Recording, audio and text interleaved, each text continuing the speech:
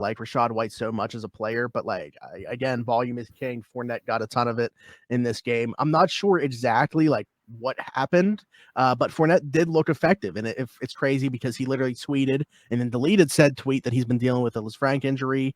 I'm assuming the team probably got in touch with him about it and said delete that tweet, please. But he was listed with a foot injury prior to, but he looked very effective in this game. For a game with very little offense, he was one of the better players on the field.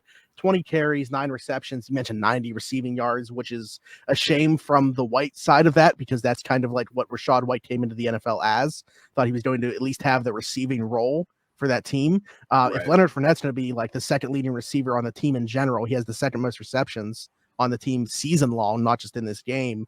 That's not a good sign for White, obviously. But, obviously we're dwindling down anyway. So who knows what next year will bring, but at least for the rest of this season, I am waving the white flag on Rachaad. Oh, man. Yeah, it's interesting. So I was thinking the same thing as you. I'm also going to swipe left on Rachaad White, but it's for a different reason. So if you saw that game, they don't rotate the backs based on like situation.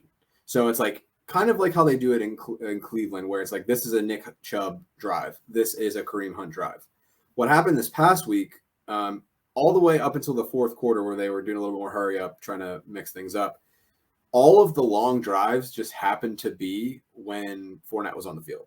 So it wasn't like they were avoiding using White. It was just like if they're rotating and like Fournette just had like the better drives, then it kind of just like shaped out that way. And I think that they're going to continue to do that. What I will say, though, is that this offense, like for all the weapons that they have on paper, the lack of offensive line that they have on that is absolutely crippling this offense. Like the fact that they only put up 19 this past week, like it was astonishing. And Brady looked terrible last week until future he Steelers OC, Byron Leftwich. Oh, I think it's a future Steelers OC, Tom Brady. But no, please don't hire Leftwich. He's about as creative as the 2 crayons they give you at Eaton Park.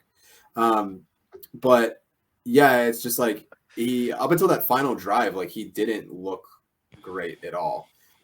Carolina, they got absolutely throttled last week against the Lions, who have been stout. But I think Carolina's going to hold them. It's going to be a low-scoring game.